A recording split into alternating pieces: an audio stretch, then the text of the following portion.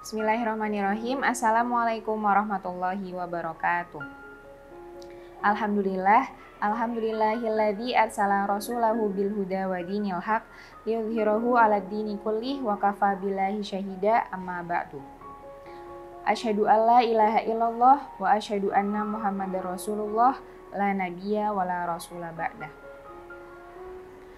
Alhamdulillah, pada kesempatan syiar Ramadan kali ini, di sini saya Revoluna Zaidah Haidir, mahasiswi Stiksi semester 4, akan menyampaikan sedikit hal-hal yang berhubungan atau berkaitan dengan cara agar puasa kita itu tidak menjadi sia-sia. Ketika melaksanakan puasa, berarti kita itu menahan diri dari lapar dan haus, sejak terbitnya fajar hingga terbenamnya. Salah satu tujuan menahan diri dari lapar dan haus adalah agar kita itu dapat bersyukur, agar kita dapat melatih diri kita itu untuk bersyukur. Karena di bagian bumi yang lain atau bahkan di sekitar kita masih banyak orang-orang yang merasakan kelaparan, merasakan kesulitan untuk memenuhi kebutuhan pangannya.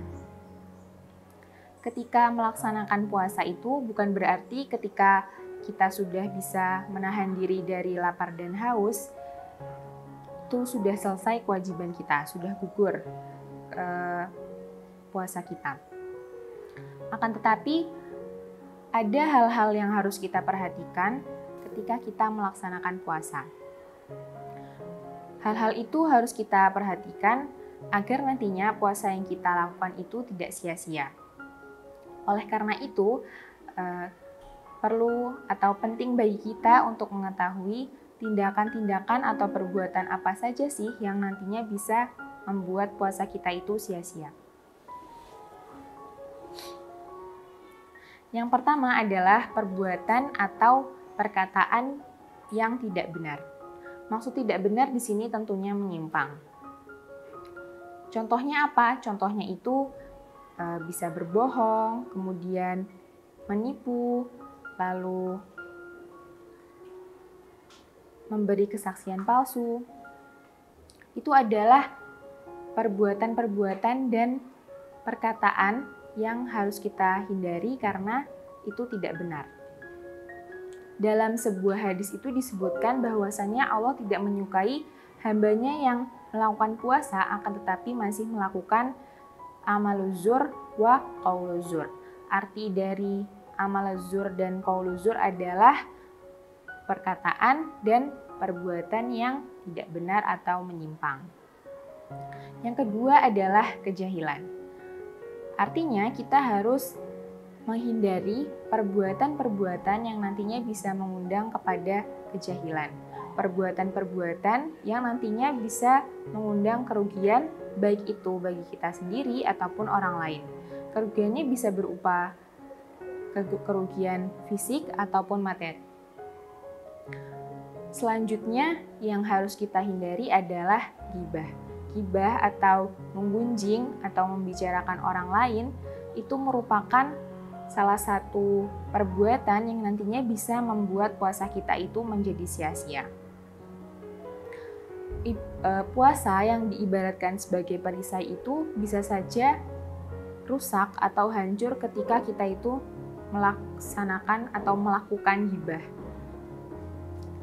Yang terakhir adalah melakukan hal yang sia-sia.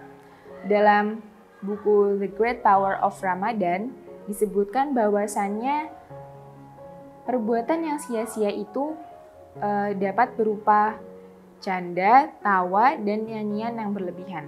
Akan tetapi jika kita sesuaikan dengan masa sekarang, mungkin menonton film atau drama ataupun scrolling sosial media itu bisa masuk ke list perbuatan yang sia-sia. Akan tetapi yang perlu kita garis bawahi di sini bahwasannya perbuatan itu seperti scrolling, kemudian menonton film, bernyanyi, canda tawa, kemudian bernyanyi, itu bukan berarti tidak boleh dilakukan. Akan tetapi boleh dilakukan, hanya saja tidak berlebihan. Puasa yang menahan lapar dan haus sejak terbitnya matahari hingga terbenamnya itu disebut puasa dzahir. Dalam Al-Quran, puasa dzahir itu disebut dengan lafal shaum, sebagaimana dalam Quran surat Al-Baqarah ayat 183. Sedangkan puasa batin itu adalah menjaga hati, pikiran, ataupun lisan kita dari hal-hal yang buruk. Sebagaimana disebutkan dalam Quran surat Maryam ayat 26. Jadi ketika kita berpuasa itu bukan hanya kita itu melaksanakan kewajiban untuk menahan lapar dan haus saja, akan tetapi kita juga perlu melakukan puasa batin. Berarti kita itu menjaga hati kita, pikiran kita, dan juga lisan kita agar tidak mengucapkan atau melakukan perbuatan yang buruk. Mungkin sesi ini akan saya tutup dengan sebuah kisah zaman dahulu dari Luqman An-Nabuni, seorang penduduk Ailah. Jadi dulu itu dia itu diperintah oleh tuannya untuk menyembelih kambing. Kemudian setelah menyembelih kambing itu dia diperintahkan untuk membawa bagian yang paling buruk. Kemudian dia membawa lidah dan hati. Ketika dia diperintah untuk kedua kalinya untuk menyembelih kambing, dia diperintahkan oleh tuannya untuk membawa bagian yang paling baik. Kemudian Luqman ini membawa lidah dan hati juga. Kemudian tuannya ini bertanya akan hal tersebut kepada Luqman. Wahai Luqman, kenapa ketika aku memerintahkan engkau untuk membawa bagian yang paling buruk dan yang paling baik, kenapa bagian yang engkau bawa sama-sama lidah dan hati? Kemudian si Luqman ini menjawab, wahai tuanku, tidak ada yang lebih buruk keduanya apabila jelek, dan tidak ada yang lebih baik dari keduanya apabila seluruhnya baik. Yang dapat kita simpulkan di sini bahwasannya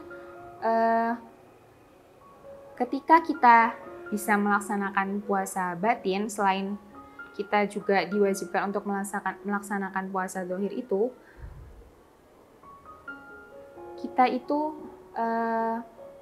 ketika bisa melaksanakan atau menjaga lisan, perkataan, dan hati kita dari sesuatu yang buruk, maka nanti insya Allah hasilnya itu akan baik. Maksudnya kita itu terhindar dari perbuatan dan perkataan yang buruk.